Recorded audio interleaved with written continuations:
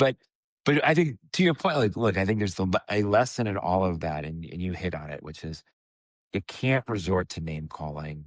You can't resort to insults. You're never, I mean, you're never going to convince somebody that you're right or they're wrong by name calling, by insulting, by saying you're right, I'm right, you're wrong, right?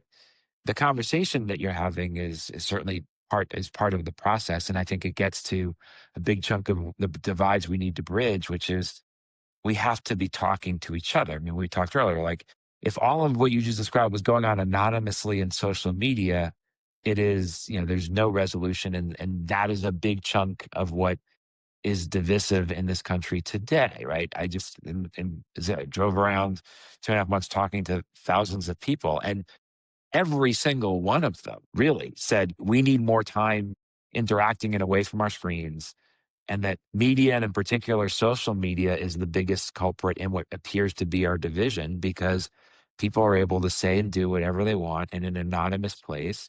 And they're in a culture where yelling is okay. And most Americans know that, right? That that I like to say there's probably 15%, and there's plenty of data and surveys to support this, on each side of the sort of political and issues divide, that are invested in division. They want it, right? Their identity's caught in it, their ego's caught in it. Maybe they have financial or economic or power incentives, whatever it may be. You're not changing that easily. But 70% of Americans, it's your middle ground commentary, don't think we're that divided, don't want to be that divided, realize that we're being presented more extreme views and division by both political and leaders in the media. They get the joke, for lack of a better word. And it's not a joke, but they get the scenario.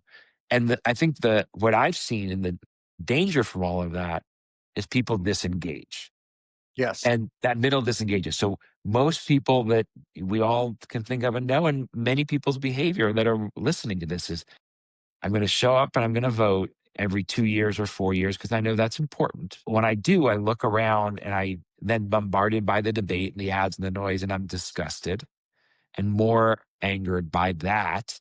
I hold my nose, I vote, and I say, you know what? I'm going back to work. I'm going back to school. I'm going back to my kids. I'm going back to TikTok. I'm going back to whatever. I'm going to ignore all of this noise out here. I'm not watching CNN. I'm not watching Fox. I'm not reading that.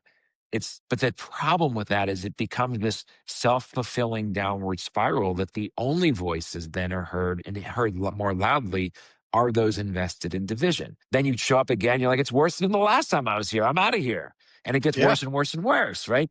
Part of my message and part of what we're trying to do is say you can't do that. I am not saying to America, go watch CNN, go watch Fox, go be all that. What I'm saying though is, if we want to fix the division, every single one of us has to contribute.